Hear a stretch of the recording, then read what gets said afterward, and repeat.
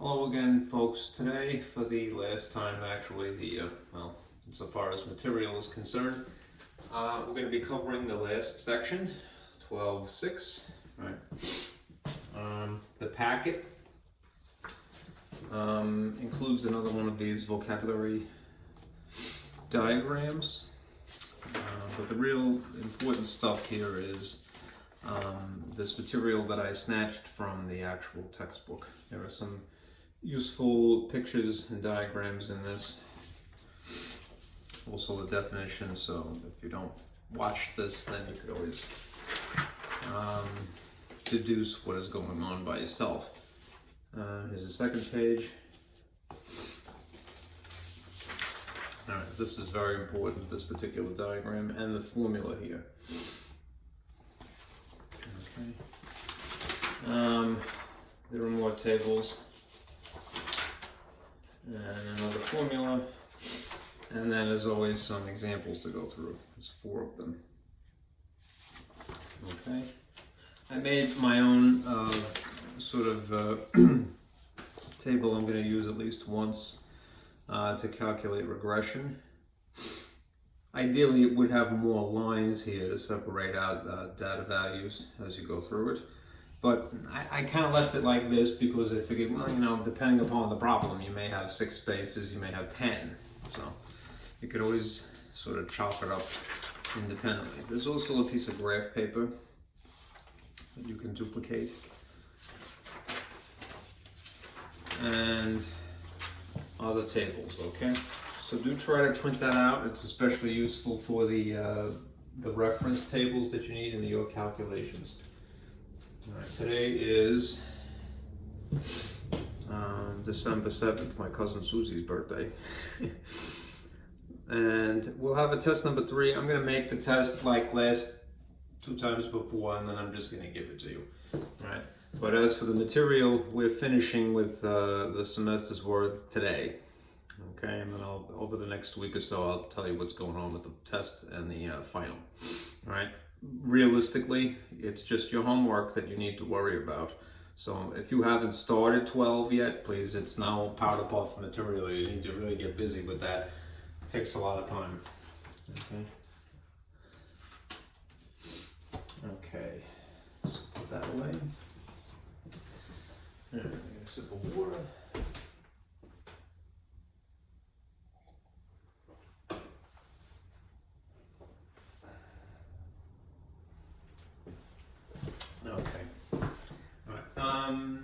The name of this section is called Linear Correlation and Regression. To sort of give you an overview, as always, 12.6 can be broken up into 2 basic objectives. This is a better marker. There are, well, basically we're looking for 2 variable relationships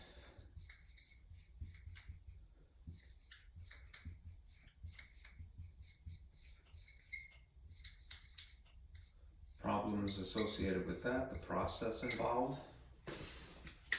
It's dead, I like that one, so I'm going to use a better marker.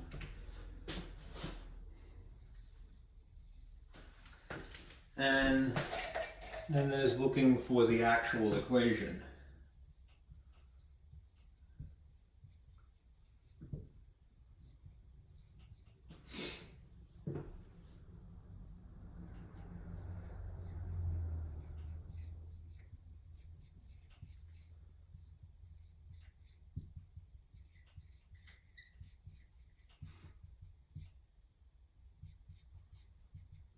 The relationship.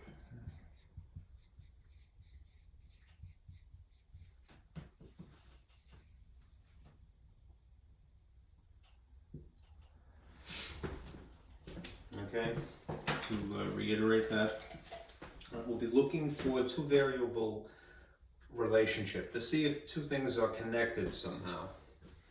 That is referred to as correlation.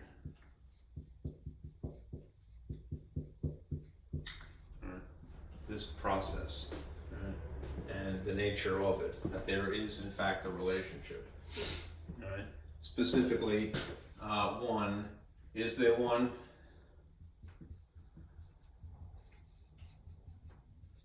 Is there a relationship? And two, how strong is it? Could be weak.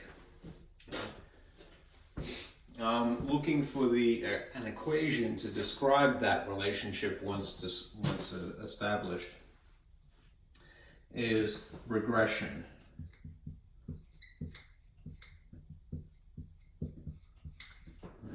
Usually what that, at least for our purposes, what that means is borrowing our old model y equals mx plus b and figuring out what the slope is, figuring out what the y-intercept is.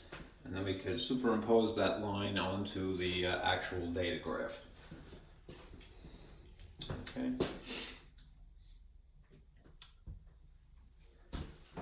Let me get some terminology out of the way here. Officially, took the liberty of writing this beforehand, but I want to get it out of the way now. Correlation is used to determine, again, if and how strong a relationship exists between two variables. Right?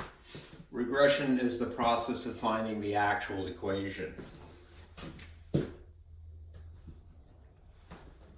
This is determining a relationship. This is finding an actual equation.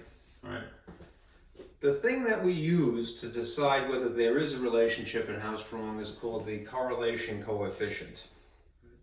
It's just a number, basically, but it's used to describe the strength of a relationship. And you have a table, and I'll refer to it here, that you compare to. Right? When we get to that point. We're going to be looking at this table a little bit later. Right? If we are talking about a linear relationship, then we would appropriately refer to this as a linear correlation coefficient. But there are other types of correlations. Right? Level of significance is really what we're going to be comparing this number to. Right? This is referred to as alpha. Right? And it's used to establish a sort of a cutoff point, if you will, between results that are due to merely chance versus those that are an actual relationship. Right? Then there's the line itself, right? What is ideally the line of best fit. All right, again, y equals mx plus b is the model that we're going to be using primarily. Right? It alternatively is called a regression line or the least square line. All right. It is a line such that the vertical distance from each data point,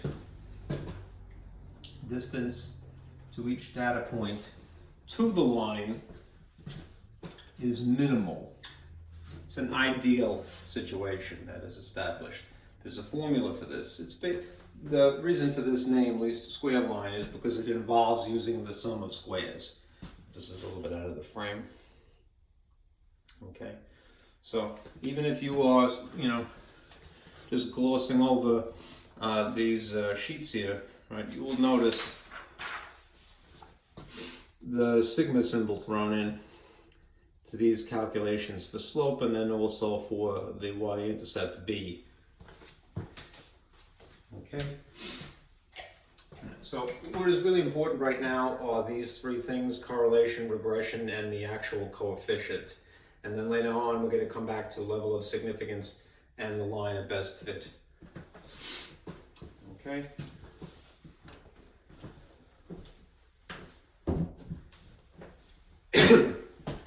Let me erase this.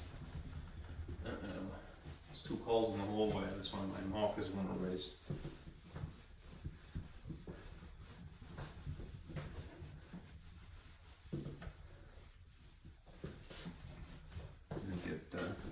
Right here.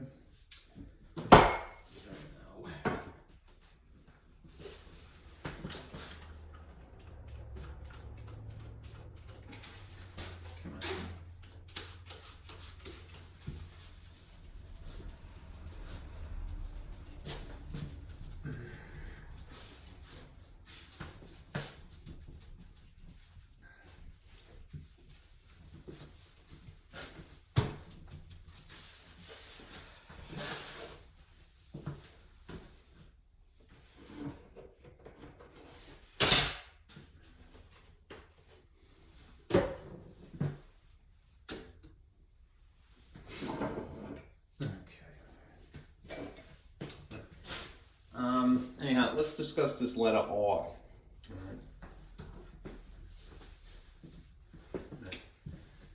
right. Insofar as the linear regression coefficient is concerned,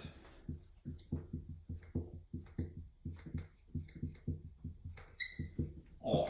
Right. Again, it's just a number to give you a feel. Like many things in statistics, right? It's taking advantage of human nature. Right? You know how, whether we realize it consciously or not, right? You subscribe a feeling to numbers all the time, right? This is part of the reason why it's difficult for Americans to get acclimated to, pun intended, acclimated, waka waka, right? The Celsius scale, right? Because we grew up with a feeling associated with the number on the temperature scale that is Fahrenheit, which is, today it's like, I think in the 30s. But if you said to somebody, an American that is unaware of anything else, alternatively, oh, it's 20 degrees outside, they would naturally go brr, because they grew up with a feeling of 20 being cold. It is affiliated with that, right? Whereas 20 degrees on a Celsius scale, right, is room temperature. It's really 70 degrees Fahrenheit approximately. Well, this is another number that is establishing a feeling, right? So we have a scale here, right? There's a maximum and a minimum. 0 is the center. The maximum would be +1, right? And the minimum is -1. Right? If you get a number from, and this is something that you're going to calculate, right? If you get an R value that is on the positive side, right, which I'll just make red here, right? Which would be here from 0 to +1 on the right in respect of 0. All right. What that describes is that as one variable increases, the other variable also increases. All right. In terms of a picture, a graph, you would have basically this sort of an incline. Right? As time marches forward, or whatever the increment is this way, the values this way are also increasing. So up, and away. On the flip side, if you calculate a negative value, that is, you have something from here to here, right? It's different. We still read from right to left when we read graphs, right? But as one variable increases, right, the other actually decreases.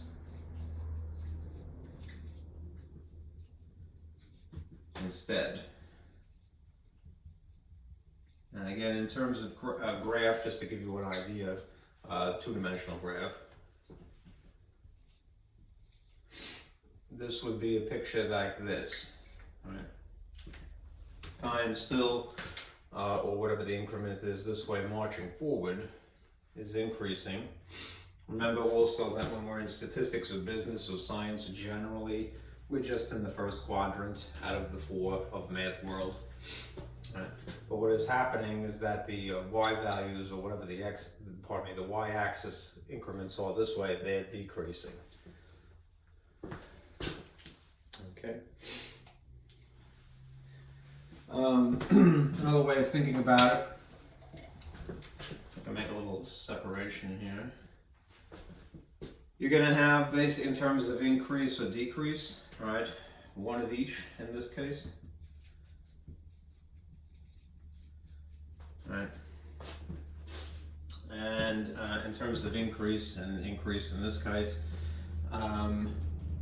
both increasing.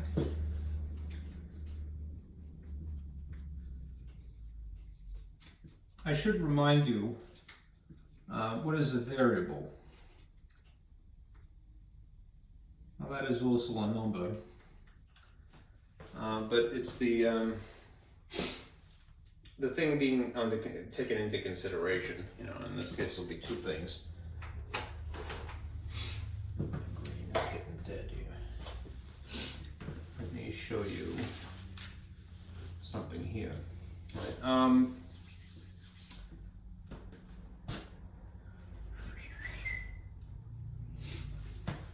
On this sheet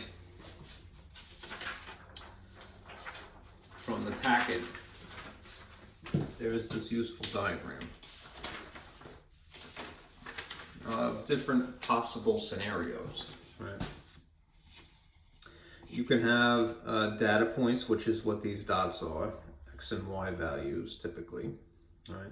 That are in perfect alignment in a sort of upward swing here, or in a perfect alignment in a downward swing.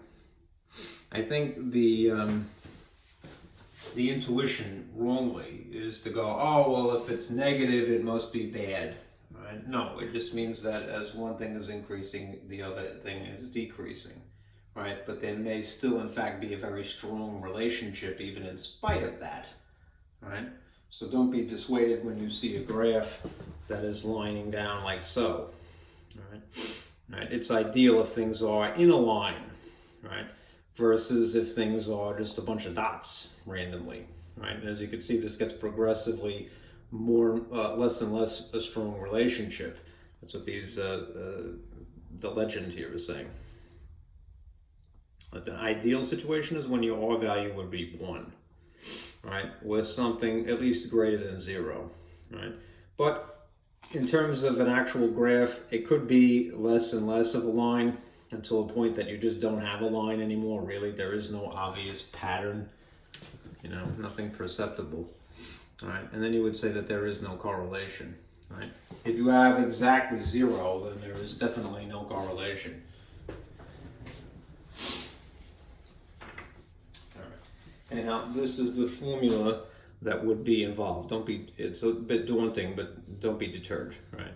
There's a process to this. And a lot of times in statistics, you would be using a more sophisticated calculator than, say, the TI-30, with all due respect to it, right?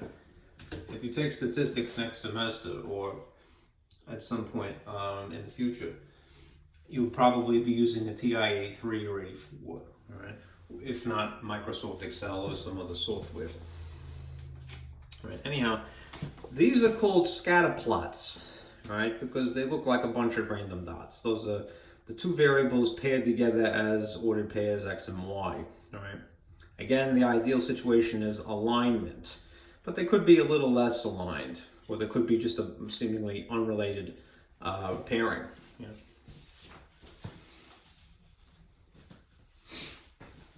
Let me give you this now. Just a little bit better.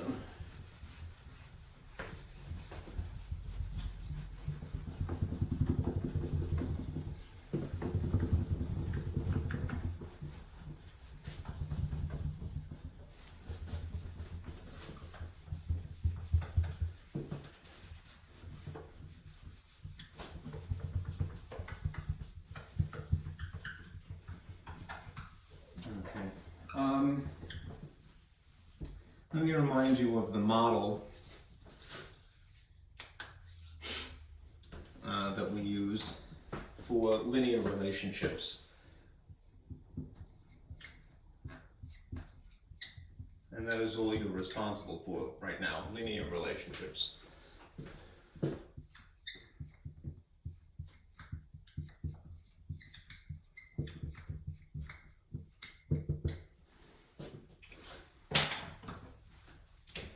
Famously, y equals mx plus b.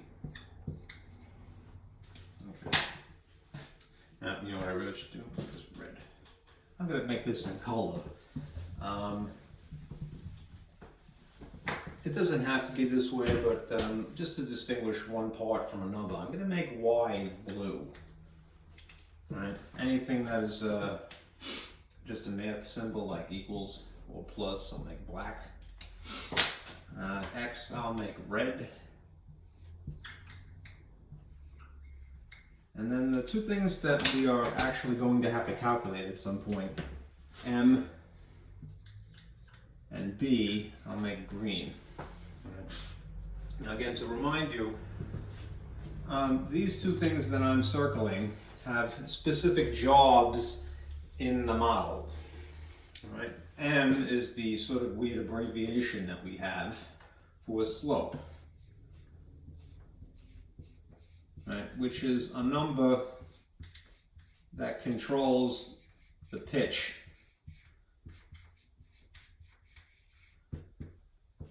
Right? Meaning how tilted something is. Right? B is the weird abbreviation that we have for y-intercept.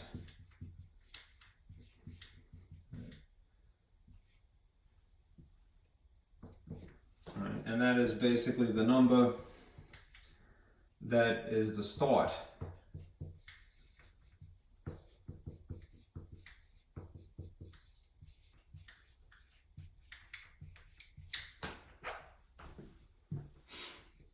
On the y-axis.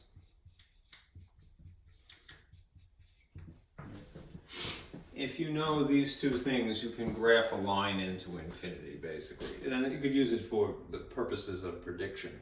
Anyhow, that is more or less the math purist perspective and labeling of things. All right, this is a slope. All right, math purists. And this is a y-intercept. Why I called M and B, I can only guess, you know, since this originated from Rene Descartes, I believe. I don't know if it's his labeling, but this might have either been in Latin at some point or in maybe French. Just taking a guess there. Anyhow, that's the math purist perspective. Labeling. Alternatively, we can think about this more as a scientist.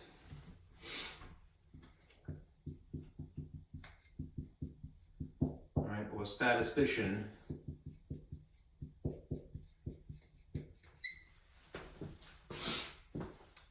You know, or an economist.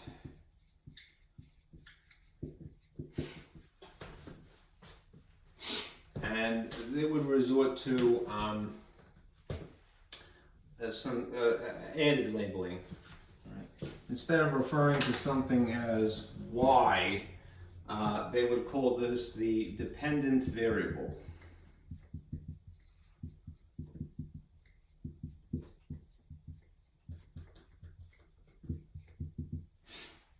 And instead of just really referring to this as x, and very often they change those labels, even the abbreviation, you know, T for time, and then you know, dollars, D for dollars, or whatever. This is the independent variable.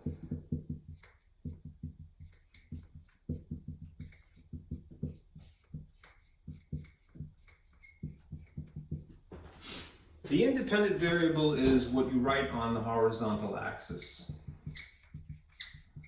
Right. The dependent variable is what you put on the vertical axis. Think of this as being, if you want to go one step further, more of the computer programmer lingo, right?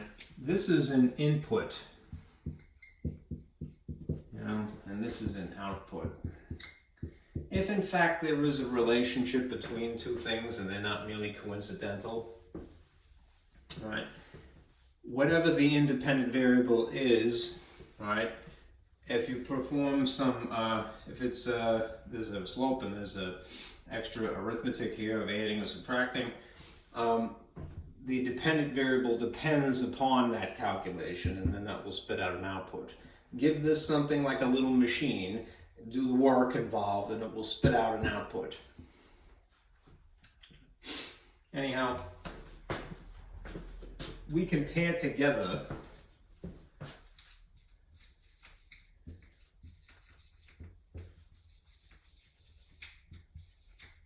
these two quantities.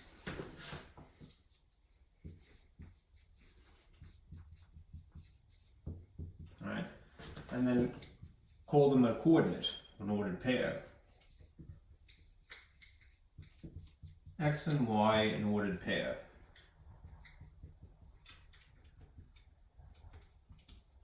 And then there'd be several, right? If you have several and then you proceed to put the dots on the coordinate plane, then you may see a pattern or you may not see a pattern. It depends on if there is a legitimate relationship or not. Could just be random nonsense. Okay.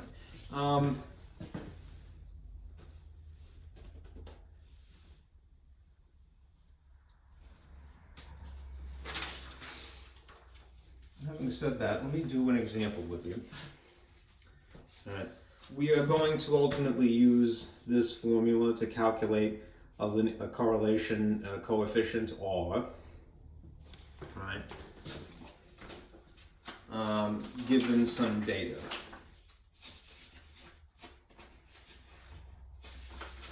All right. Now, if you look at on the sheet here, example 1, this is a good way to illustrate this concept. Right, just from here to here. Right, here's a data array. Right, and since there are two variables, the number of workers absent, and then the second variable is the number of defective parts. Right, we could pair these together as though they were, you know, a dot on a coordinate plane. Right, and then graph them. Right. We would basically have to graph these two as an ordered pair, these two as an ordered pair, these two as an ordered pair, and so forth and so on. Right, let me read it to you. Egan Electronics provided the following daily records about the number of assembly line workers absent and the number of defective parts produced for 6 days. All right.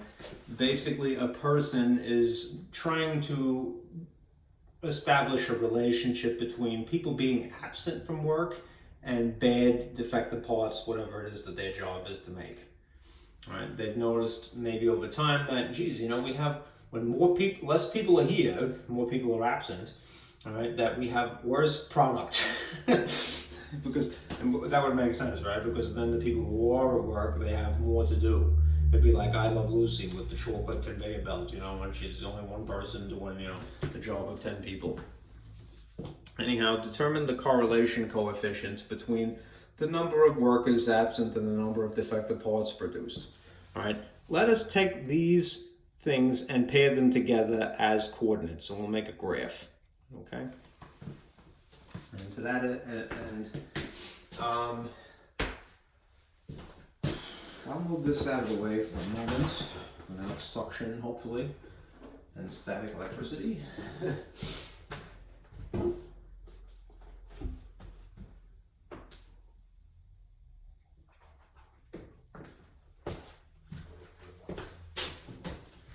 And then I'll replace it with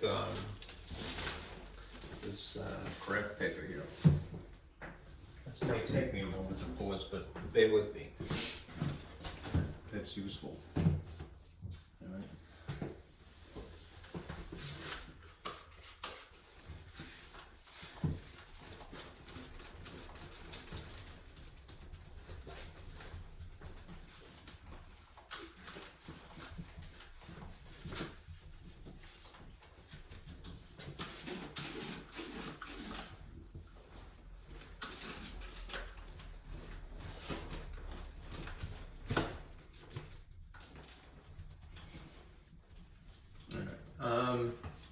What I would encourage you to do, for those of you with MAT-114, is humor me. Print out this piece of paper, as it will be useful later, and we'll try to plot those ordered pairs that we've established, just to see if there's a pattern. Right, it's a visual aid to say, well, is it worth my time to do the calculation if it looks like a bunch of random nonsense, or if it looks like it's making a pattern? Right.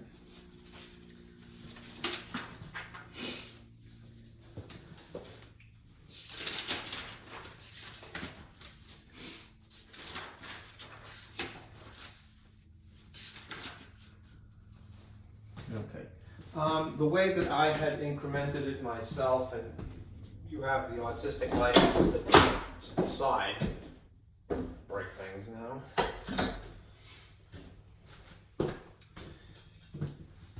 So just a wee bit.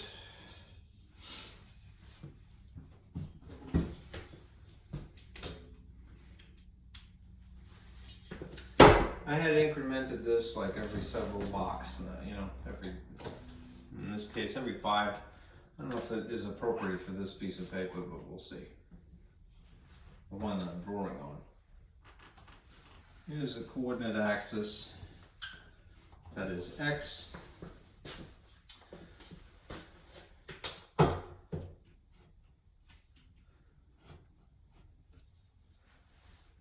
And the second coordinate axis, that is Y. And again, notice it's just the first quadrant. So these will be our independent variable increments, and these will be our dependent increments. Unique to this problem, we have these are the number of absent workers.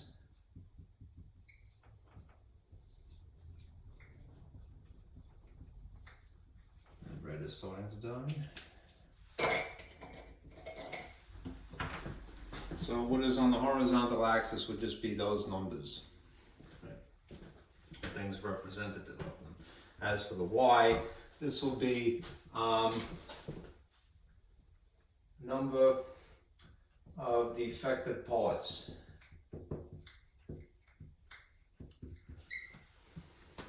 Okay.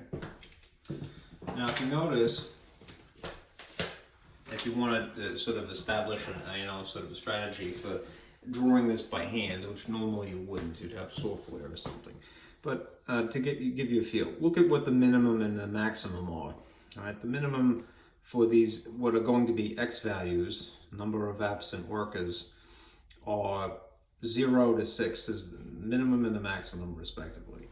So along the bottom here, if you just want to use the whole piece of paper and not just have it squashed, all right, it doesn't matter if the spacing vertically and horizontally are different. It would be ideal if it was 1 to 1, but it's not always realistic. If you want it to be perhaps more aesthetically pleasing, try to use the whole thing. So if I only have to go to 6, I might just do every 5, all right, or every 4, you know. So in this case, put an increment here, here, there, and there, right? So this would be a representative of 1 employee absent, 2, 3, 4, 5, 6. Right. I wonder if I did 5, if it would have fit better. It'd probably bunch into that. Then on the vertical axis here, right? Look at what you have for the minimum and maximum here. You have a minimum of 7, and you have a maximum of, it looks like 30. So some of these are not nice round numbers. You have 20 and 30, and then you have things like 12 and 7 and 22. So it's never going to be perfect. What I would do is try to make it easier on yourself when you're incrementing. Maybe count by 5s for the reason that most of these things are divisible by 5, 20 and 30 and 15, all right? These other things that are 22 and 12 are divisible by 2, and then 7 is only divisible by 7, right? So we'll go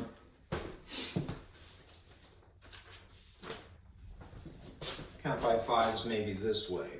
So again, it doesn't have to be 1 to 1. It would be cool if it was, but see if it works. All right.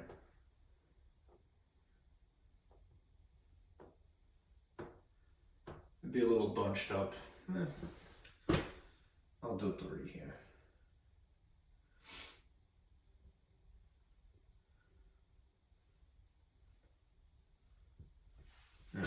So let's say that this is 5, 10, 15, 20, 25, and 30.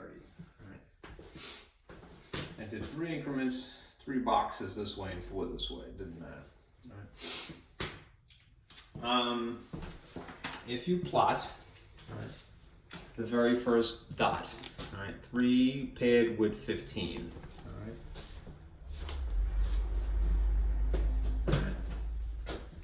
Then, in fact, why don't I do myself a favor and just write these coordinates here, all right? We're going to plot 315 and 522 and 07 and 112 and 220 and 630.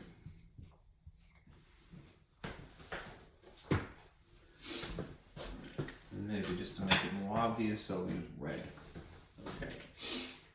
At the increment of 3 employees absent, all right, I'm going to put a dot where it connects with 15. So there. All right. That's that one.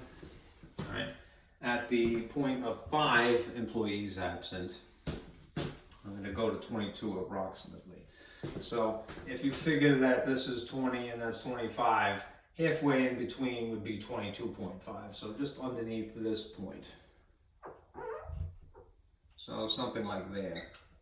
And more fun.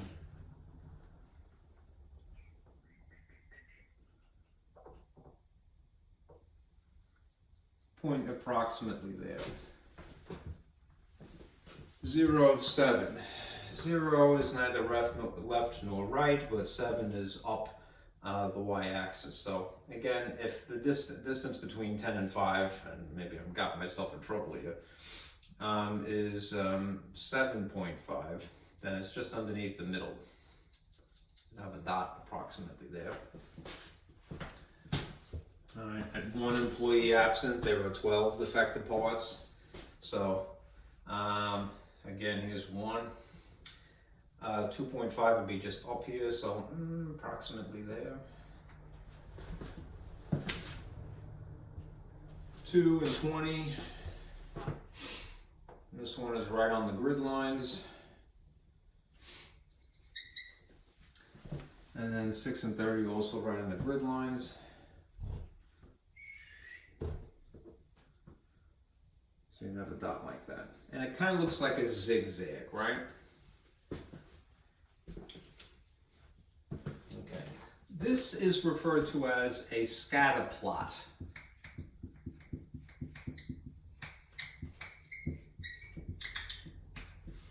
Of the data.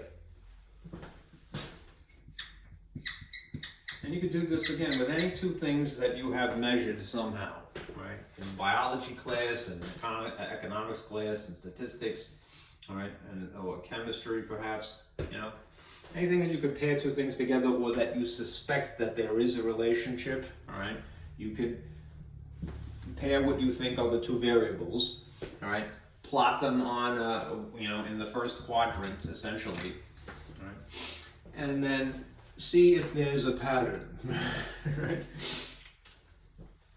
And it kind of looks like there is. I mean, it's not perfect, right? It's kind of a zigzag, all right? Which maybe is exacerbated by my incrementation here, all right? But even if it was 1 to 1, right, you'd still see the same basic pattern. Here's stolen from the textbook, right?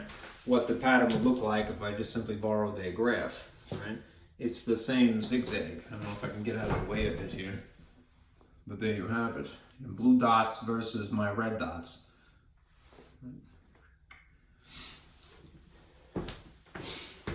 Okay.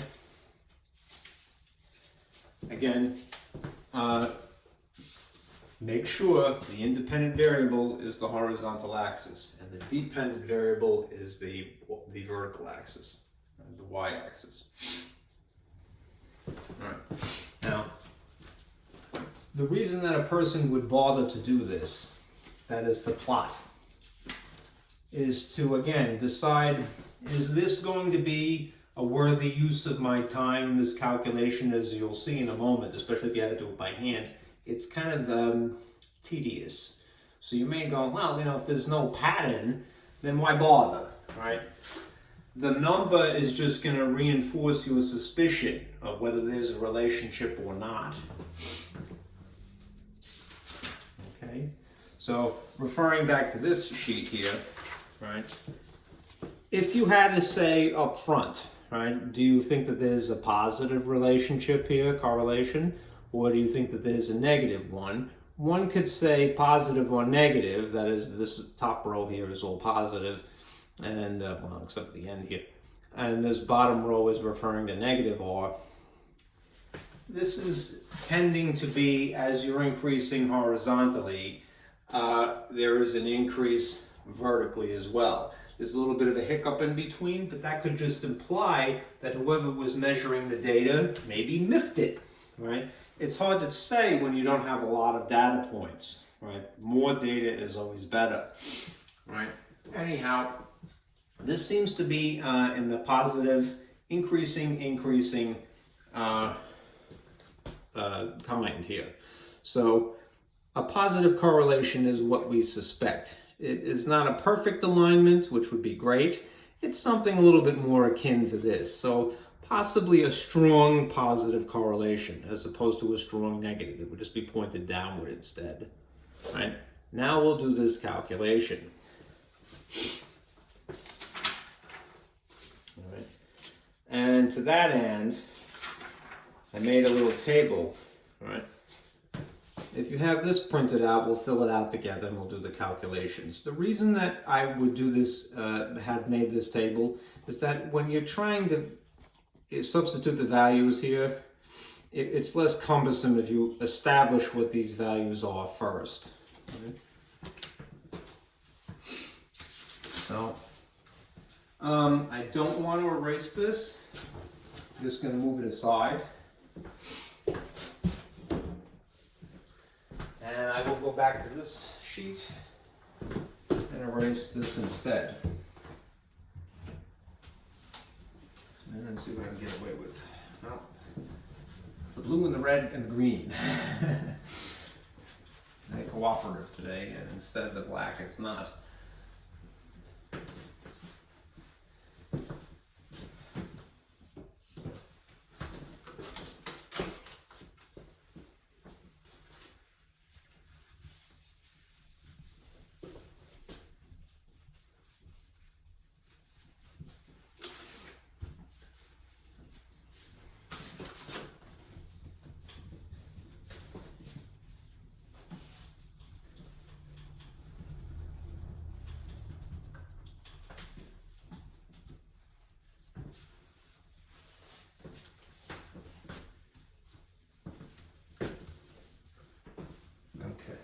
Now I gotta draw a separate diagram, so humor me for a moment.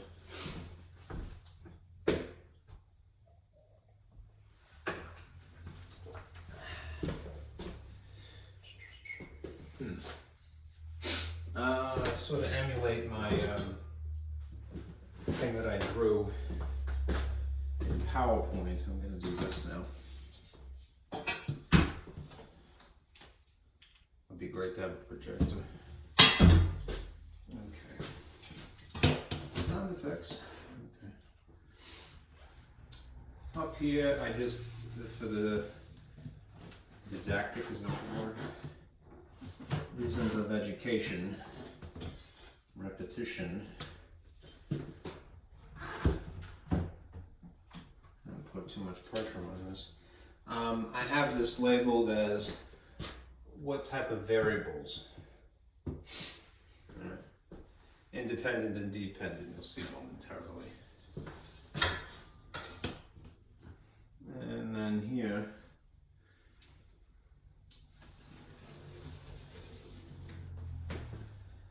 I have this labeled as categories. Okay.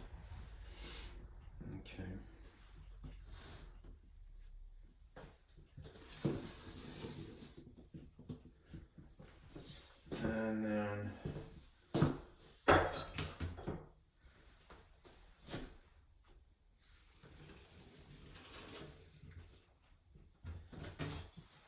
no, that didn't write at all. Not enough pressure.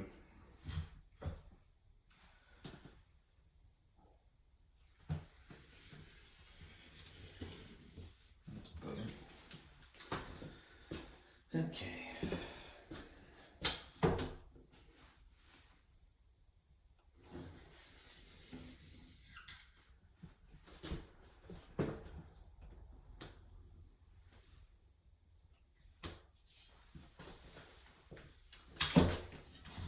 This will save me.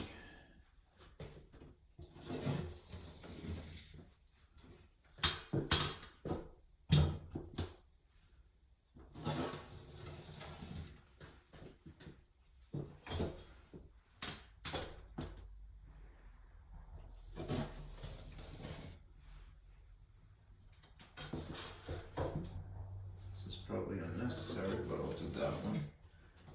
Okay. And that's basically the diagram that I have drawn in PowerPoint. Right. Again, you have to establish when you're doing your research, not that you and MAT-114 have to do this, but you know, potentially in some other class. What is independent and what is dependent, right? In a very general way, right? We would again call these X, math purist way, and Y.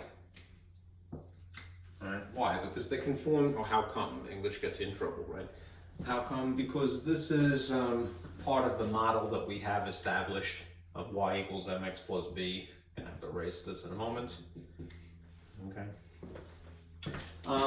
As part of this formula, which I've intentionally replicated here, right?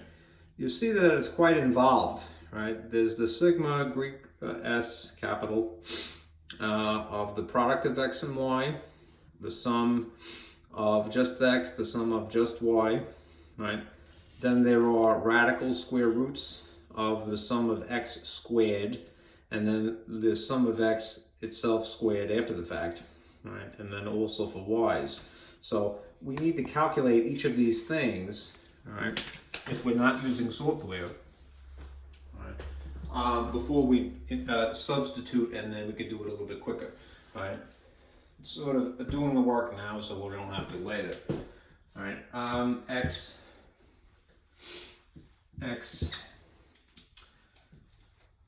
and y, and then squared and squared. Right? Unique to this problem, we are calling the independent variable, otherwise known as math purist x, right? The number of workers absent. So I'll put that in here.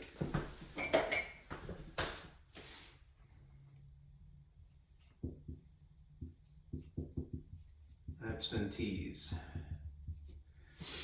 All right, just for the sake of brevity.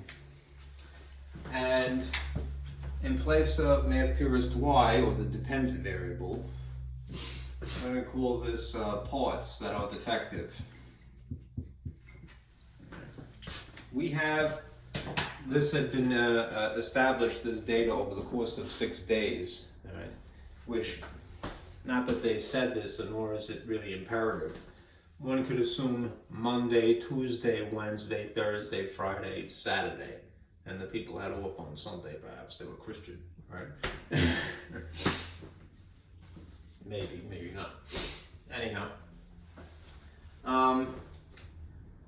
We have this first day, right? And so I will now include this extra line that isn't in the diagram.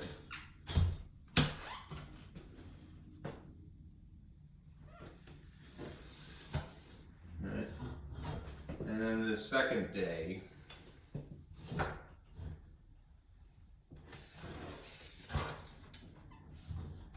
and this third day, and this fourth day, and this fifth and sixth day.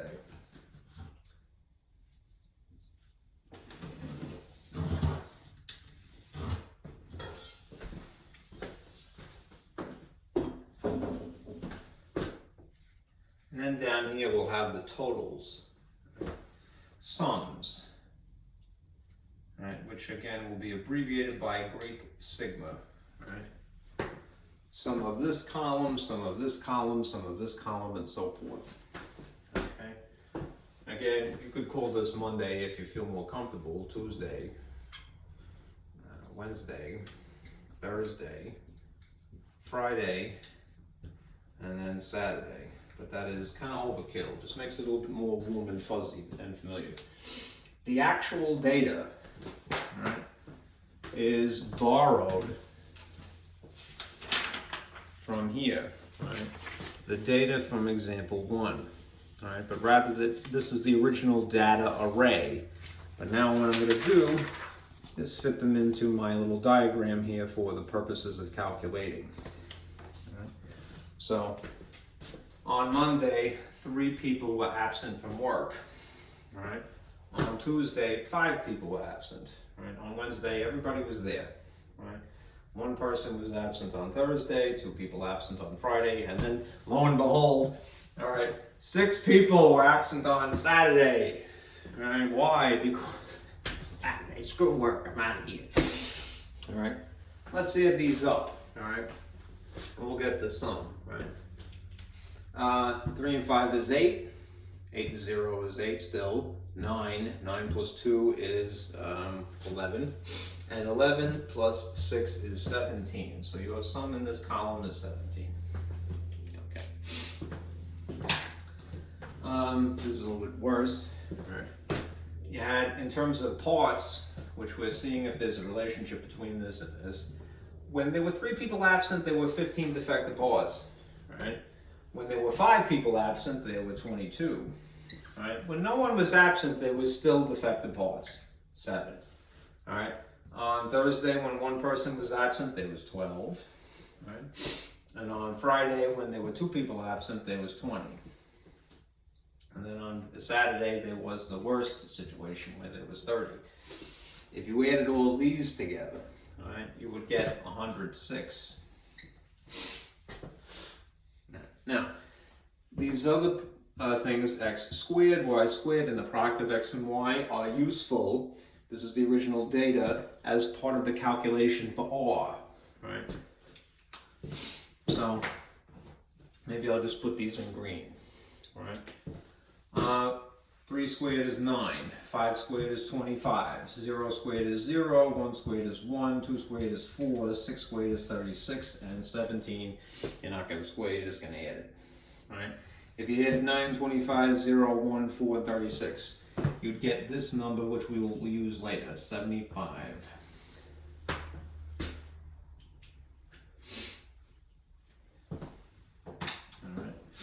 All right. Y squared.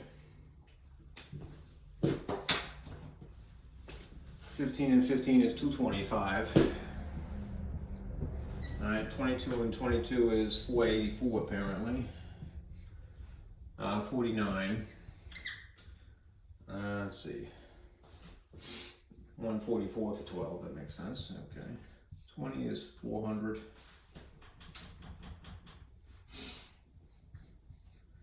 That's 900. And then if you added 225, 484, 49, 144, 400, 900, you get 2,202. Lastly, if you just multiplied x and y together, you would get this. 3 and 15 is 45. 5 and 22 is 110. 0 and 7 is 0. 12, 40.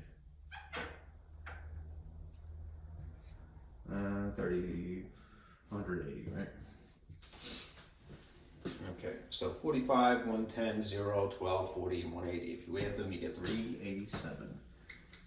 All right. It's really the numbers that are the sums down here that we're going to have to use. All right, the whole purpose of this. Now, what I should mention also, in Microsoft Excel, which would be something that could do this much more efficiently, I would nonetheless establish these columns, all right, with these headings, all right. All right. When you get down to the bottom here, if you wanted to add up all of these columns, you would, it's kind of backwards. Like when you think of a calculator, right? When you wanted to get it to answer you press equals as an afterthought. When you're using Excel, you use any one of these boxes is a glorified calculator, if you will. You press equals first, and then you type in, if you wanted to add sum, parentheses, and then you highlight this column. It gives you the coordinates from here to here. Close the parentheses, and it spits out the answer. I think you may have to hit a semicolon on the end, I forget. Maple would. No, it's just close the parentheses, I'm pretty sure. If you use a program like Mathematica or Maple, you have to end everything with the syntax of having a semicolon, I believe. Anyhow, this is how you would do it the old-fashioned way. Alright, which I think is good only for the reason that it gives you more of a feel for it. We're going to take 17, 106, 75, 2202, and 387 and then incorporate them in the calculation now. Alright, so let me erase just a little bit, because I get so sad when I erase my work right after I did it. But I'll put it up here. Alright.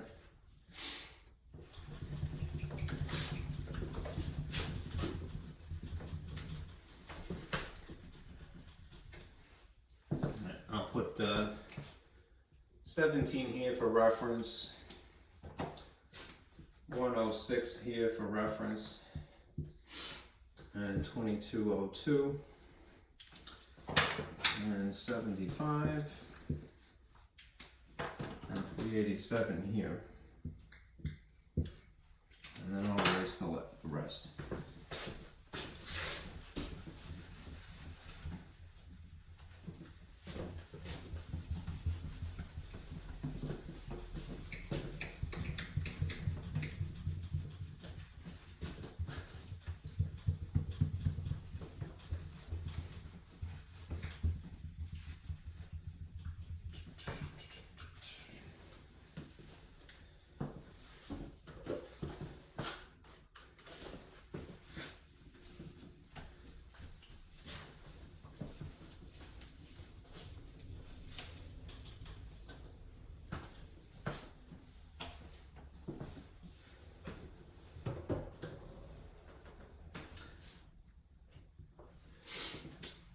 Now here's our regression formula, which I'll write in green because it tends to be more faint.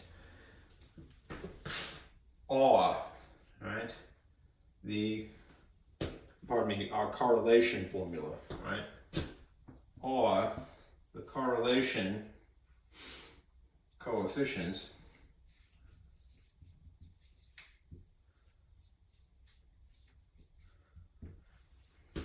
is equal to the ratio of these sums. That's a bit too much. The cardinal number of data n, right, times the sum of the product of x and y, minus the sums of x and y independently over the square root of the cardinal number times the sum of x squared minus the sum of x then squared times, similarly, the square root of the cardinal number of the sum of y squared minus the sum of y then squared. And there's a minus here, I swear.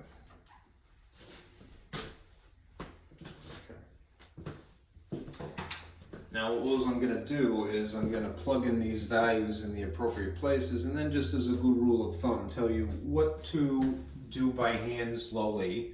If you're not using, again, software, you're not using a lot of parentheses when you type, all right? basically the radicals, right? Those are the ones that you want to be a little careful around because they're most likely going to give you an irrational number. So you're going to crunch this down to one thing under the radical here. Same thing here. Crunch this down to one thing under the radical here. And then we'll put them off on the side and you will just type those to get a very, very accurate answer.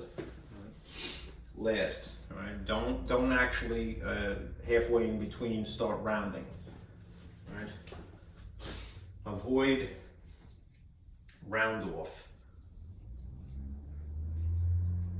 Mid calculation.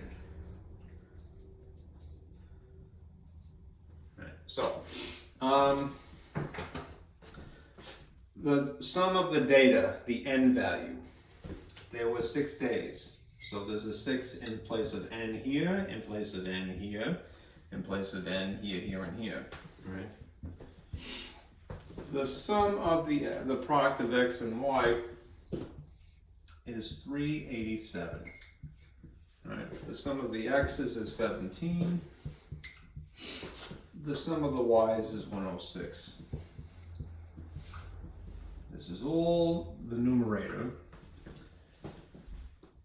And then in the radical down here, the sum of x's squared is 75. The sum of just x's that are then squared is 17. The sum of the y's squared, this was the awful one, 2202 minus the sum of just y then squared is 106. So you're going to get large numbers down here. And that is underneath the radical. And then you're going to write certain information over here. Crunch just the top to follow the order of operations because you're just sticking with one side of an equals, math purist. All right. Just do the multiplication here, do the multiplication here, then subtract, and establish one number above the line. All right. There's not going to be any need for rounding in this case. You don't have a radical here, right? And there's no division on the top by itself, right? So if you had done this, right, basically 6 times 387 you'd get 2,322, and 17 times 106 you'd get 1806, and when you subtract them, as you would do that after multiplying, right, you would get 520, right? Having that one number here is great, right? Now the radicals, you need to crunch them down to just one thing under the radical here and one thing under the radical here, and don't make your calculator do this mid-calculation. So if you did 6 times 75, you'd get 450. If you did 17 squared, which I really technically should have done first, is 289, right? If you subtract 450 and 289, you're going to get 161. That is the other thing that you're going to have here, square root of 161, right? And then over here, technically you should do the squaring first. You would get 11,236 minus 6 times 2202 would be 13,212. And you get 1976 here. That is this under the radical. Okay. Now, this is what you're going to actually type or enter into your calculator. 520, the division line, and then very carefully a parentheses here, then you hit square root, type it in. There's going to be a parentheses that you're going to have to close that. Square root again, and this is going to have its own parentheses, and then close it. Right?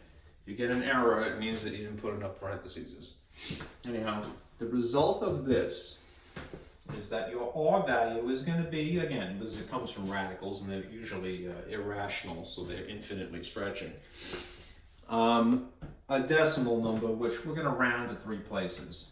So about 0.922. Right now that is meaningless, but notice one thing. It's not quite 1. It's remarkably close to 1, but not quite, all right? So this is, with our vague understanding of what the correlation coefficient is, all right, an idea that 1 would be the ideal situation, and this is very close to it. So we're on a right track. We used our time wisely, right? There's probably a relationship. Now let's see what the criteria are for that.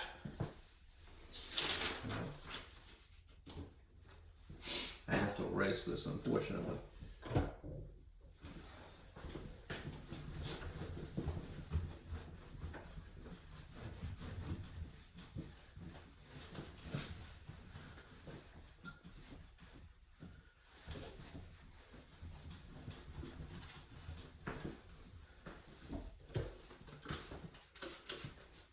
I have to get another paper towel shortly.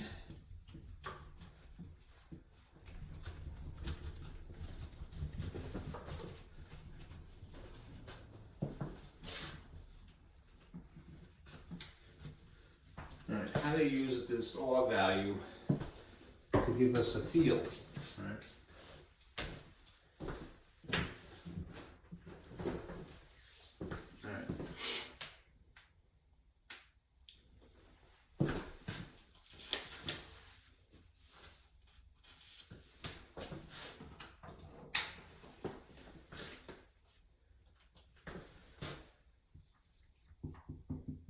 Meaning of this. Right. R is 0.922 approximately. Right. Very close to 1, which, as you know, is the maximum. All right, or minimum if you got a negative. This implies a strong correlation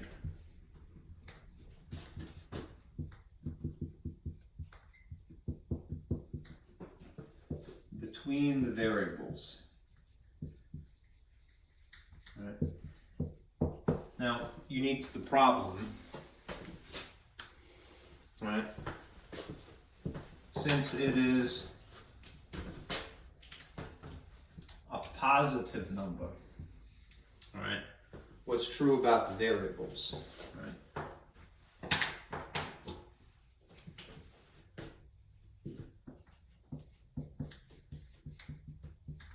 Since it's a positive value, right? As one variable increases, right? The other variable increases also.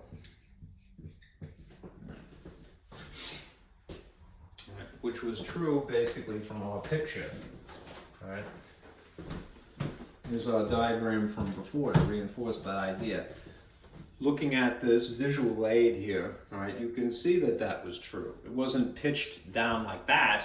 That would have been a negative relationship. This is indeed a positive one because of the trend this way. All right, from down here, or from the lower left to the upper right. All right. This number that is a positive number reinforces what I was, well, I should say, verifies, validates our suspicion. So, if we want to discuss the actual things involved in the problem, right?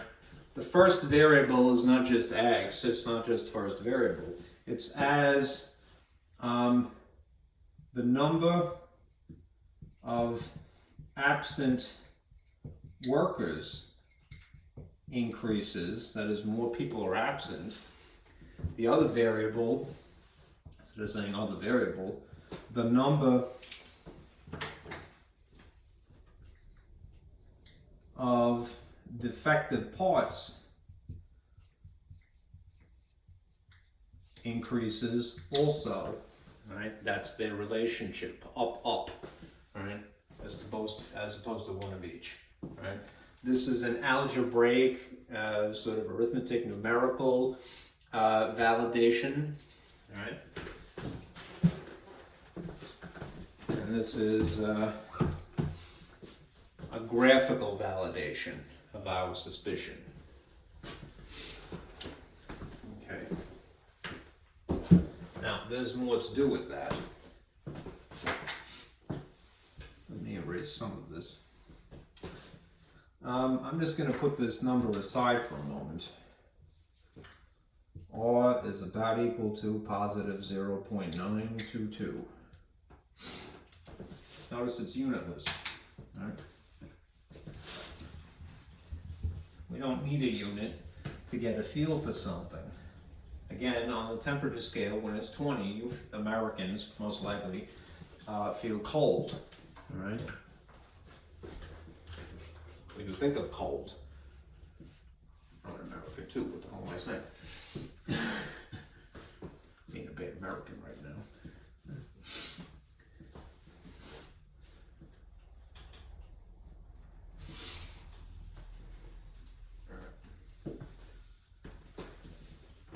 Okay, now to summarize this other concept, levels of significance I had mentioned before.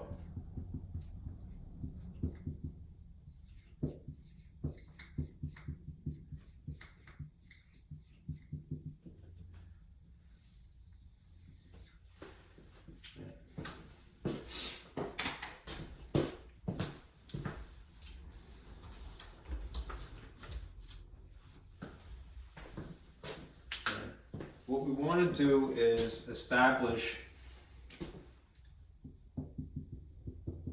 a cutoff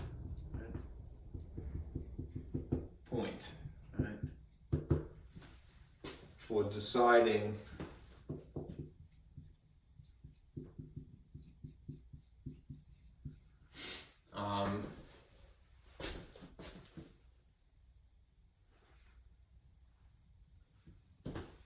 whether something is due to chance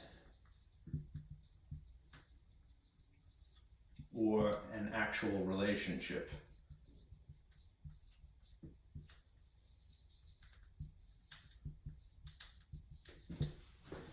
That is levels of significance, and we use this this table that has something called critical values. Right. A, right.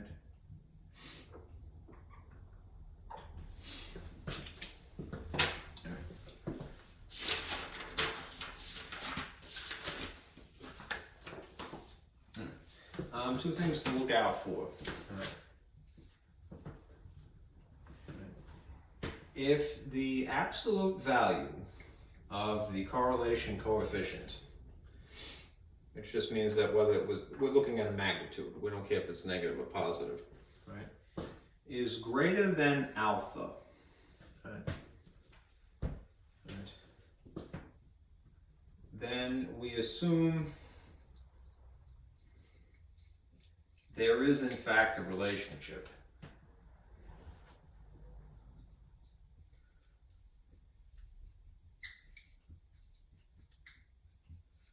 between variables. We kind of know that already, but this validates that.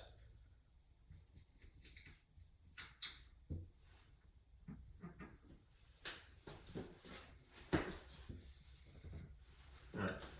If instead the absolute value of R is less than the cutoff value, critical point, all right, then we assume there is no relationship.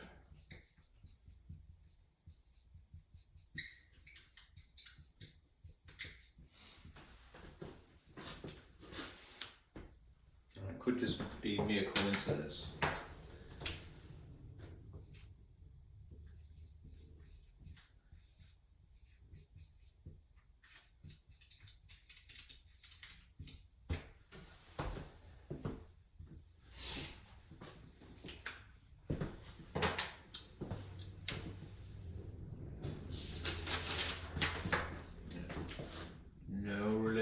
relationship versus, yes, indeed, is a relationship.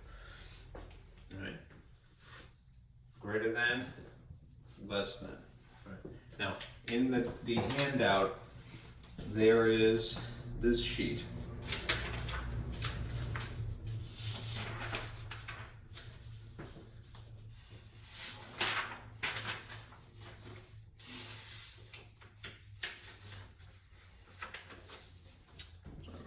Grabbing things when my hands are cold.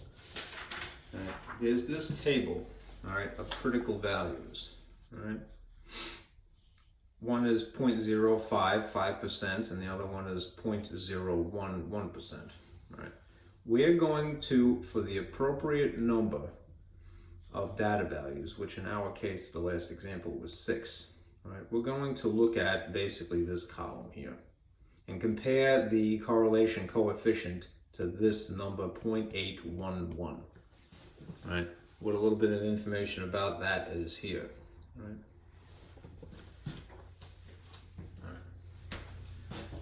Let me erase a little bit.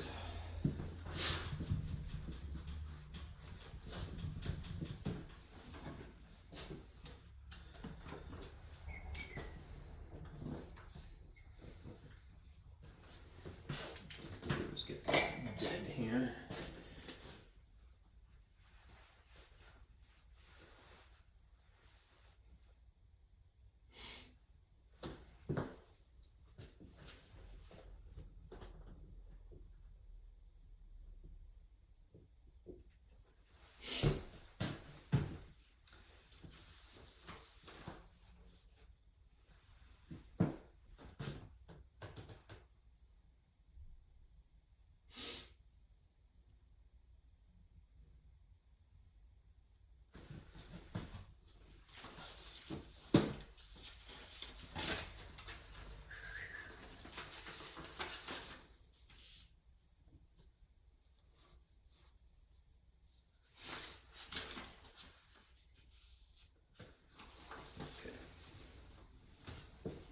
A couple of things to bear in mind, right?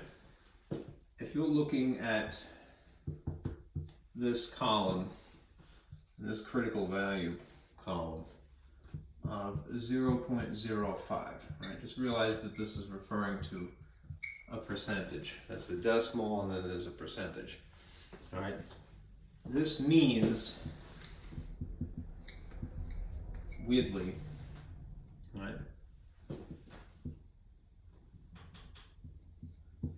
There is a 5% chance not related.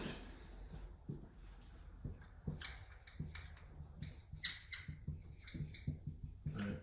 So similarly, if you saw 0.0, that is referring to 1%, and that means that there's a 1% chance not related. Right? What a confidence level, if you will, right? So, significance level, right? If it's 5%, I mean, there is a chance, right, that something is not related, but it's very slim, all right? It's kind of an odd sort of perspective to talk about it, all right? But you can think about it this way. It's 95% certain that there's a relationship, right? It's kind of a backwards way of looking at it. 95% related, right, versus 99% related. All right, so what we're going to do now is compare the value that we calculated to the value in the diagram, chart. Right. And again, I have to erase stuff.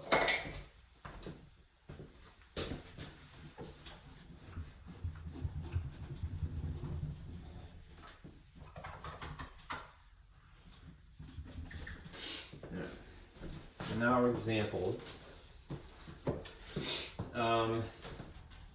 we have our table again, and we're going to go to a 5% significance level. All right. We're going to look at cardinal number 6, right? Because there was 6 data values that we used, points, all right? And we're going to zero in on this value, all right? 0.811. which of these two situations is 0.811 compared to what we had calculated? Well, if the absolute value of R is equal to 0.922, right, then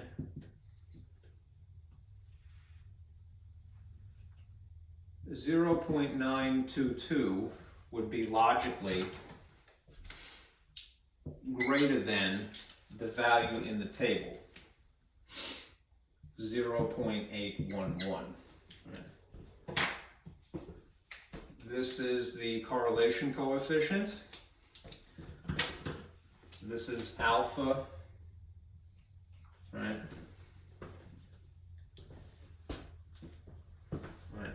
The cutoff point.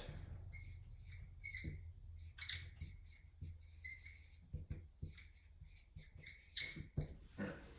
So, since this is the relationship between our calculated value and what is basically permissible, we assume there is in fact a relationship. There's at least a 95% chance that these two things are related. You could say that there's at most a 5% chance that they're not related. It's kind of an awkward way of talking about it, but that is what's possible. Right. Right. Anyhow, we assume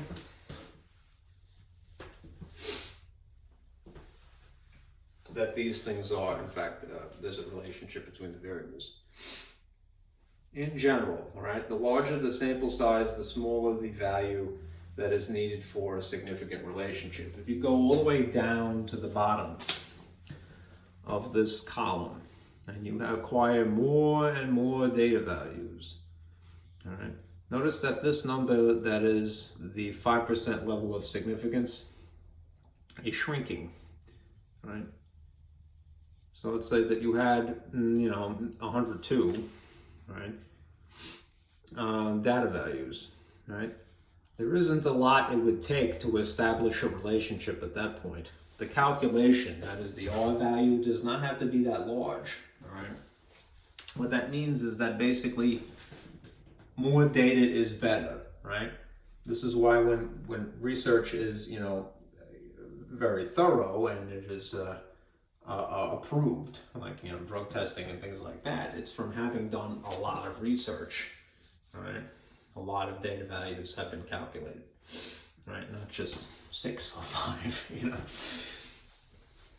More data is more trustworthy. Okay.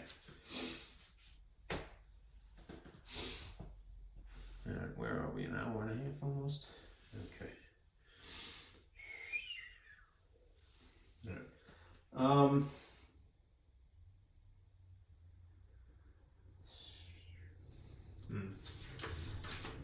don't think I did that.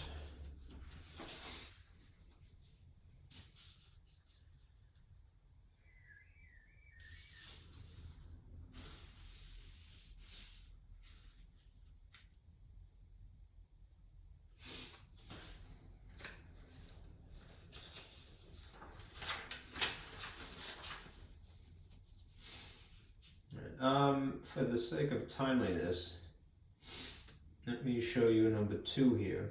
All right, and we'll do it just to reinforce this concept.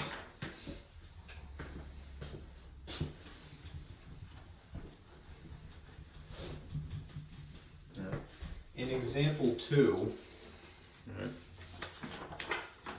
I won't, beat a dead horse here, but in example 2, notice that this is the data array. It's a different problem, really. I don't want to change the subject too dramatically. I just want to reinforce the critical values. All right? I'm going to read this to you. Right. The amount of drug remaining in the bloodstream.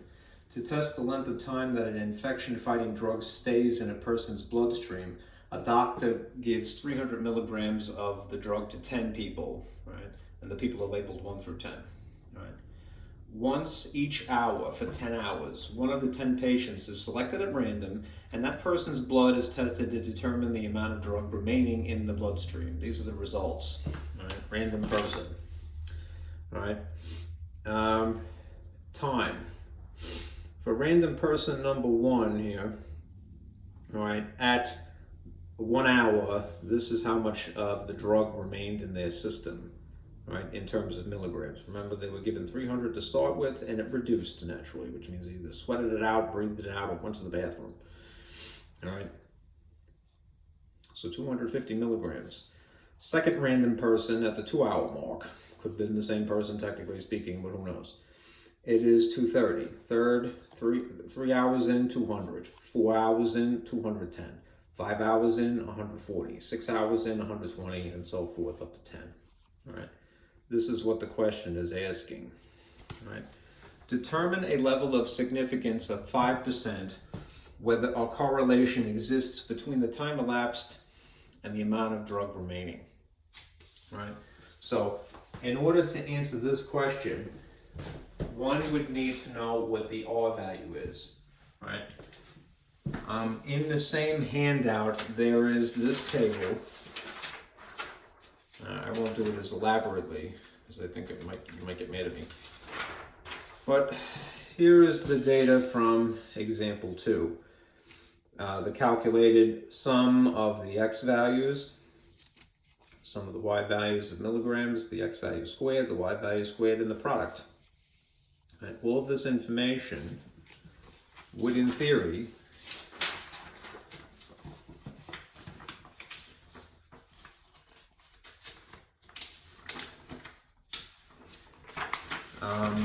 be inserted into the correlation coefficient formula, all right, to establish R. Again, the number to give you a feeling, all right, for whether there's a relationship or not. What you would get is this. Right. Right. The R value for this is for example 2 is about equal to, right, negative 0.871. Now, without the use of the visual aid, that is without the graph, right? If you get a negative number, right, the negative number basically implies that as one variable increases, because we always go read from left to right, right, the other variable decreases, right? Which means that the graph basically looks like this, right? We're on a downward slope, all right? Now, we're asked to find a 5% level of significance here. So we're going to use our alpha chart again.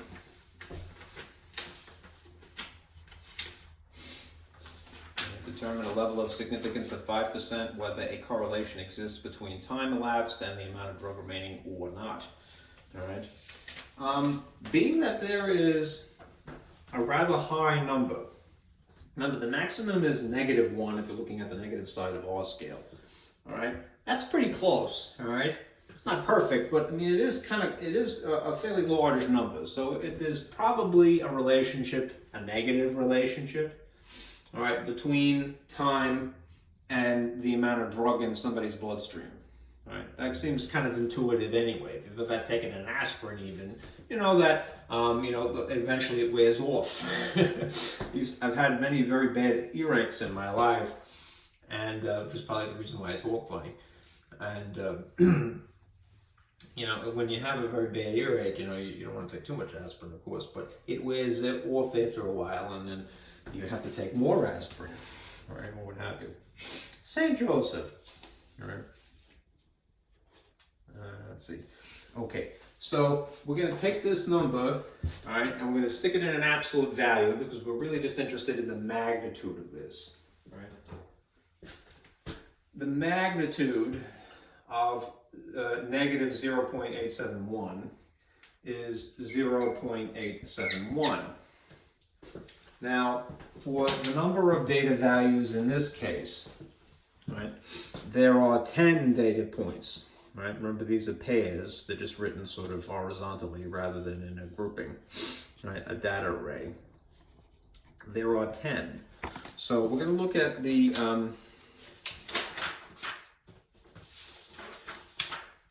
critical values diagram here. for N10, right? All right, and we're looking at a 5% level of confidence. So 10, we have this number we're going to zero in on here, all right? 0.632, it looks like I'm reading it backwards, unfortunately. 632, yes, all right? So here we have 10, all right, 0.632. All right, this number compared to 0.632, what's their relationship? Is this greater or is it less? Right. It is still greater, right? In spite of it being negative, because we're using absolute value lines here, magnitude, right? So we would assume again there's a relationship, right, between time elapsed and the amount of drug in the bloodstream according to the specifications of this problem.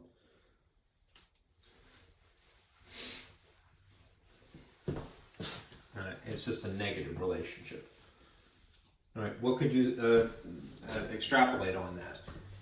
If that is true, right, if this is the relationship, again, a negative correlation, right, and there is in fact, you know, basically at most a 95% certainty, right, that there is a relationship, one could say that as more time passes, right, as time increases, I'll just use what I have here, right, as time increases, drug decreases, right, because it's a negative correlation.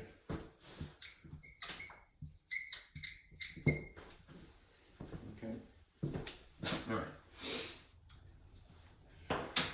now moving on.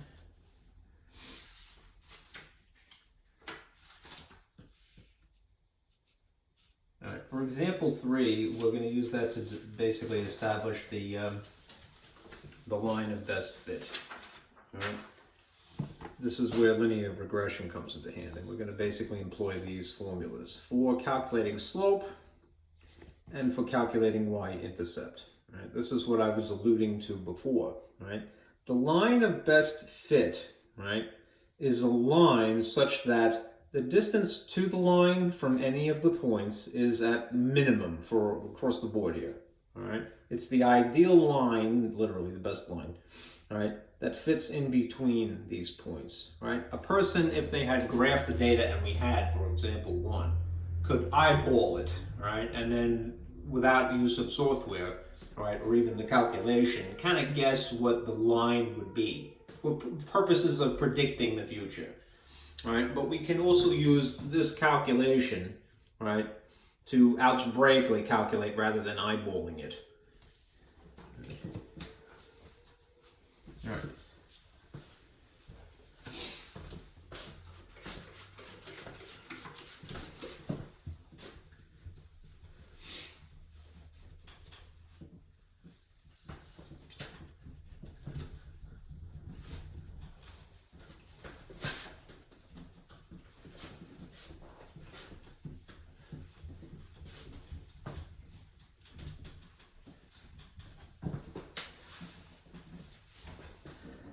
Dries. Need some water while I'm waiting.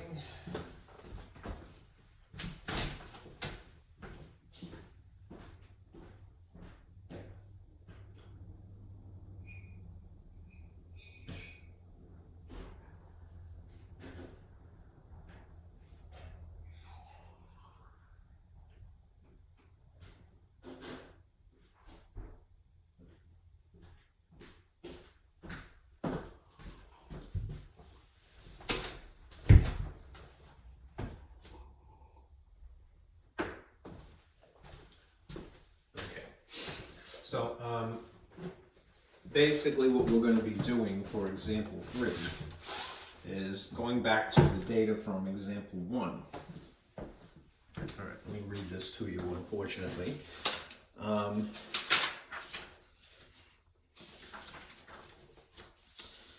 I'm skipping over it. Okay. Example 3 here, in 2 parts. All right. Let's see. The line of best fit. Use the data from example 1, right, to find the equation of the line that would fit best in this this scatter plot. Right. The best fit that relates to the number of workers absent on an assembly line and the number of defective parts produced. Then B, graph the line, superimpose the line that we assume was correct, all right, onto what they call officially bivariant data. Bivariant data is just a fancy way of saying the 2 parts. All right, that illustrates this. All right, so here's what we do. Thankfully, because we did much of the calculation earlier, we can spare ourselves having to do it again. All right. All right, a couple of things to note about this formula. Remember, here's our model, y equals mx plus b, linear regression model.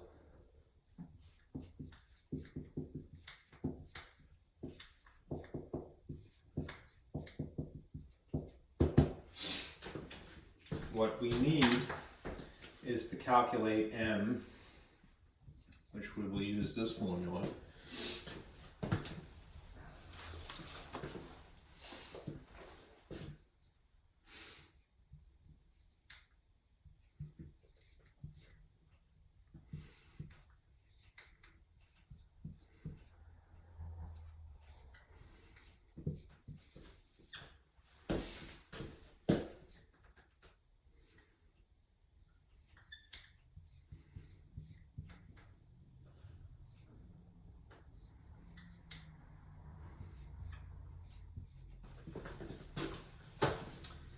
And then, after the fact, calculate b.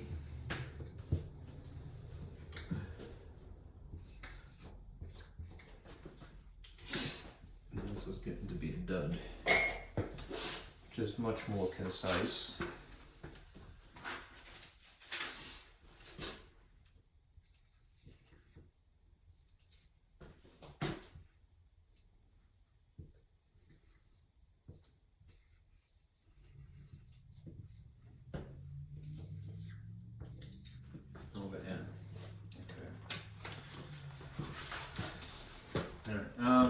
Notably, the numerator here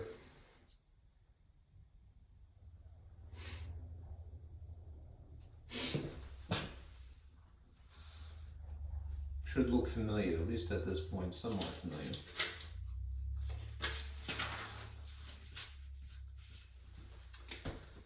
This is the same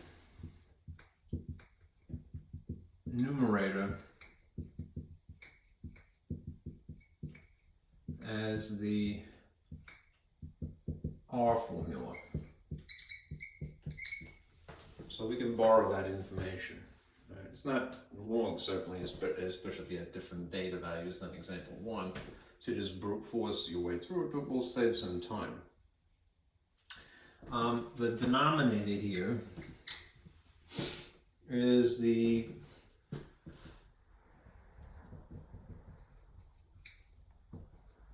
guts, basically, the radicand is the technical term,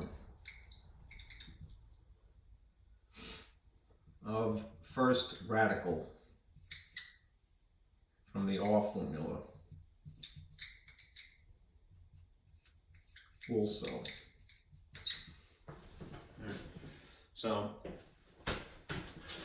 we had the bottom line is that we had done a lot of this already, kind of on purpose. So we're going to substitute. All right. Basically, what you get from what we had before, from calculating the top from the R formula, was what number? 520. Right. If you examine the guts of the radicand, That is the guts of the first radical, the first square root in the denominator from the R formula. That would be here. This is just a number 161. Okay, so if you now haven't done that, you know, without the radical, right? There's no radical in this formula. If you divide 520 by 161, you get this approximately. You get about 3.23, right, for a slope, right? Which, in the old-fashioned way of thinking about it, right? Remember, a slope is a change in y over a change in x. What that would mean is about up 3 and to the right 1. Right? That's a more math purist way of doing it. Unfortunately, it's a decimal, it's not quite a whole number, so we may have to correct that. As for b here, right, the sum we had established for the y's from example 1, and this is example 3 officially, using example 1, was 106. So I put 106 here. And the slope is calculated now as 3.23 here. You can see that you would have to calculate a slope first in order to accomplish this. The sum of the x's was 17, and the number of data values was 6. All right. All right, what you would get in this instance is that b is approximately 8.52. Right. So we're going to take this value and insert it here. And we're going to take this value and insert it here. So y is equal to 3.23x, right, plus 8.52.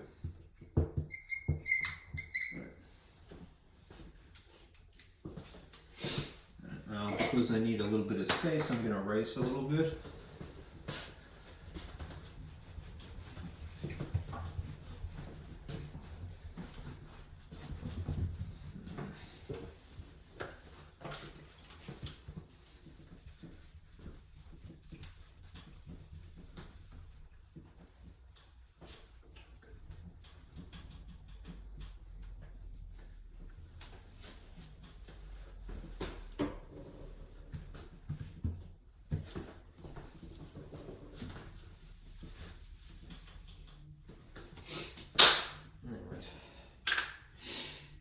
So, to make this a little bit neater, y is equal to 3.23x plus 8.52. If we were going to do this the old-fashioned way once again, right, you would start with this. This is the y-intercept. Therefore, this is the starting point on the graph, right, which would be this coordinate, 0, 8.52, which is, again, kind of a crummy number, but a little less than 9, all right? And then this is the slope, right, which you could use to establish more points, right?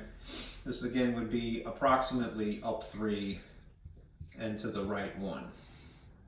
Now, if we wanted to be more precise, all right, what I would do is not do it by hand. What I would do is try to establish some additional coordinates. Right, it will make it easier to graph. Right? Remember, if you insert a value here for x and perform the arithmetic, you could spit out a y value. So let's just say that we use the number 2. Right? If you use 2 in this formula, that is right there, times 3.23 plus 8.52, you would get this for the y value, 19.98. Right? Since there is, if you look at the graph from before, no value for 4, right? If you use 4 in here, multiply by 3.23 and then add 8.52, all right, you would get this. 21.90.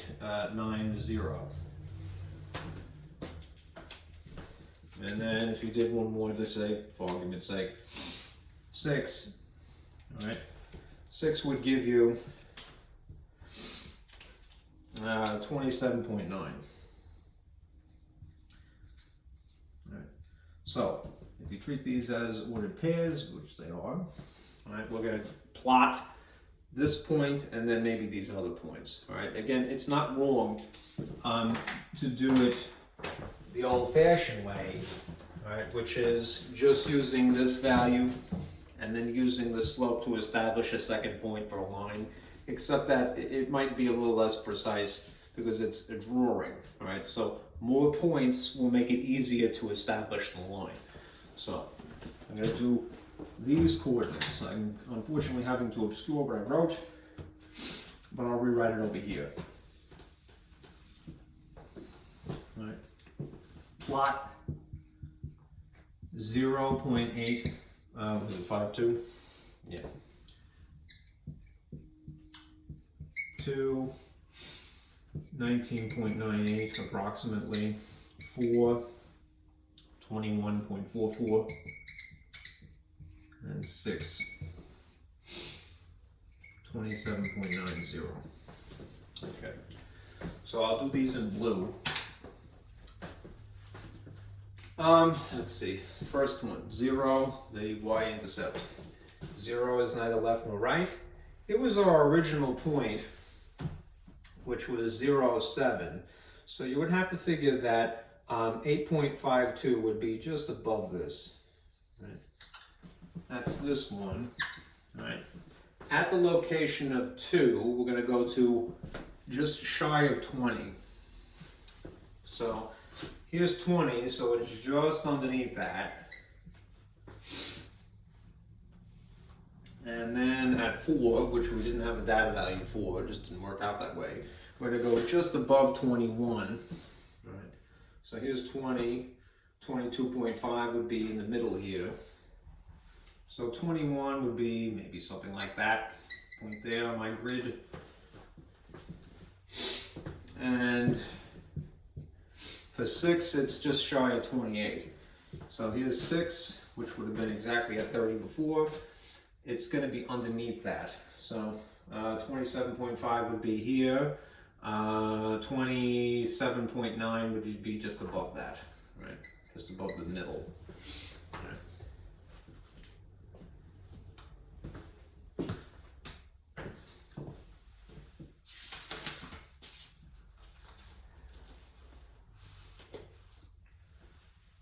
My scale is probably off just a wee bit here.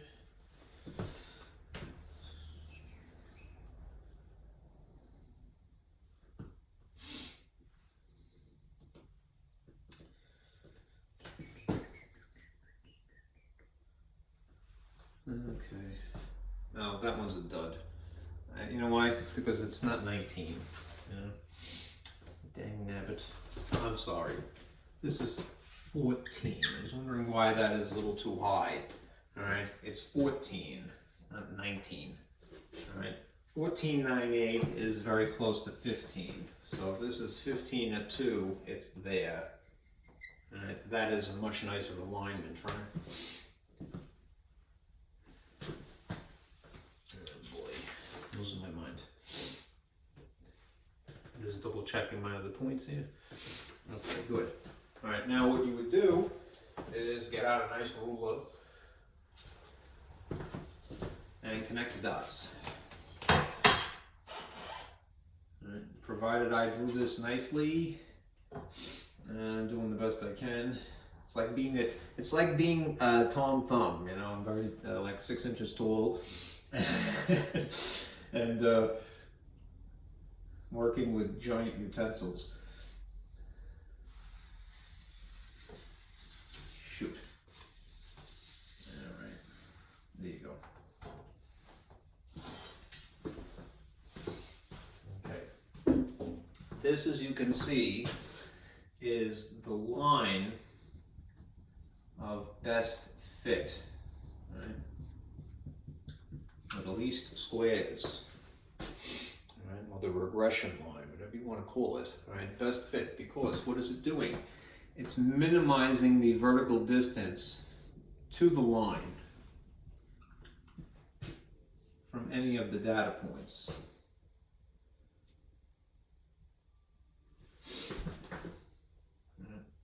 It has to sort of give you an average, if you will, because, you know, they weren't in perfect alignment to begin with.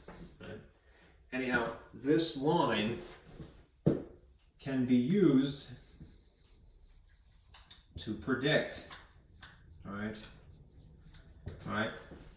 more data past the point where we stop taking data. Data in between or beyond. There's a technical phrase for that, right? When you use the line that you have established, the line of best fit, to predict data in between, this is called interpolation, right? When you use the line to predict data beyond the graph, this is known as extrapolation.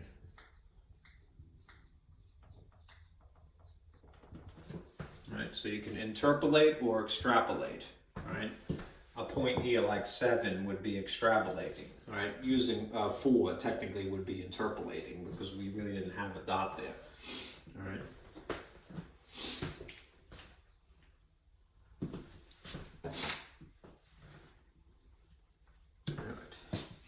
Now the last thing is I'll go to the B portion of example 4.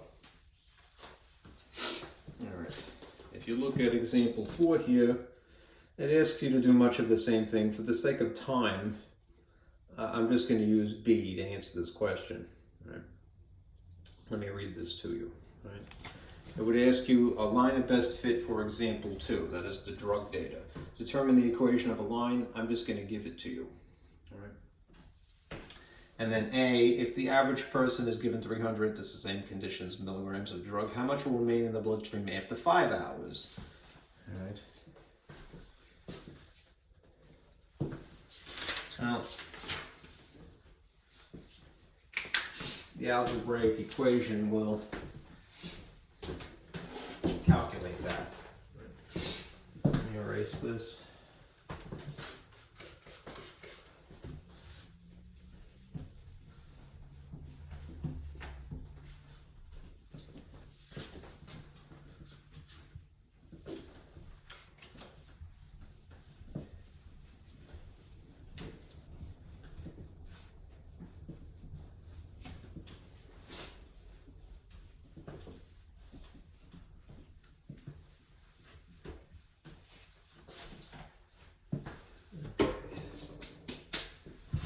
Please, sip of water.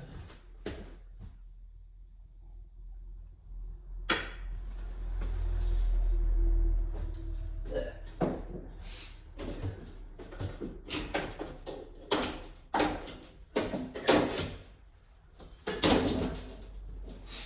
Sorry, I'm hanging out my tools here. All right, for example 4, you're taking data from example 2. All right, the drug data. All right. And they ask you to establish the line. So, the A, what was the equation? All right, it would have been this. The calculated slope would have been negative 18.09. X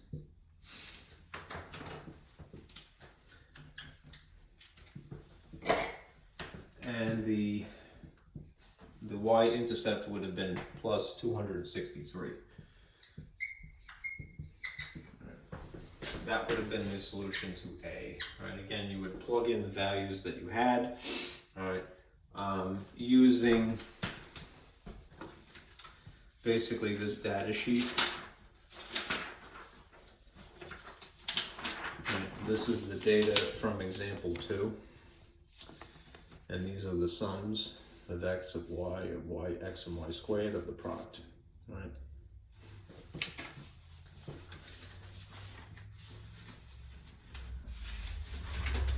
Okay.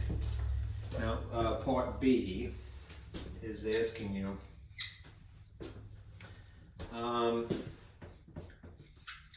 how much of the drug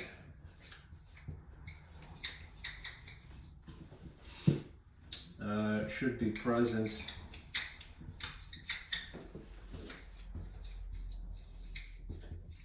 in the bloodstream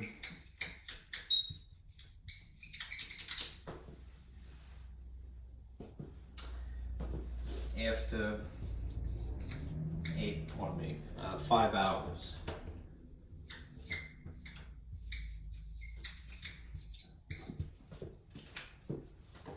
This is kind of interpolating, right? Because it would be a point in between the data.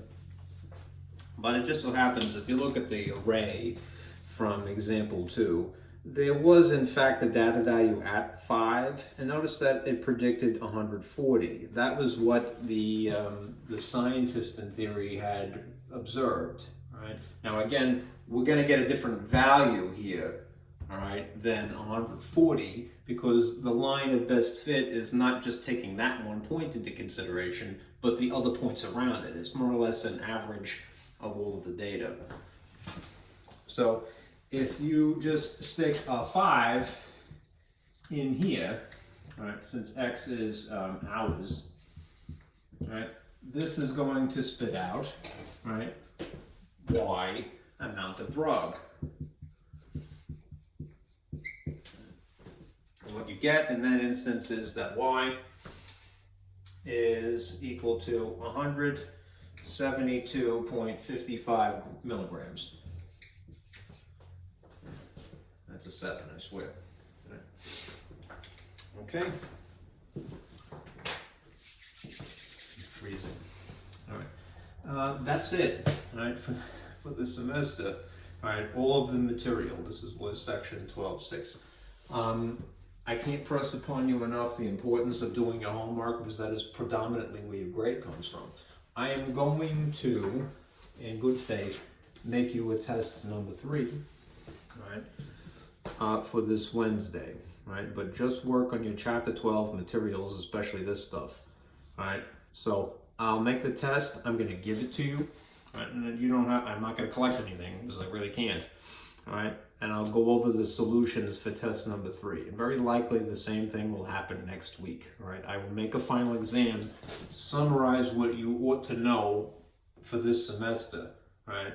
But I'll give it to you, all right? I want you to do your homework. I mean, there's, you know, the world is upside down right now. Well, so is the grading, right? Normally test and the final account for a lot. Whereas in this course and the other courses I teach, it's the homework, right? The actual experience is more important, as it should be, right? We're right on schedule, right? And you basically have this time to work, but this is the deadline, right? You got to get your stuff done, right, by the 16th, okay?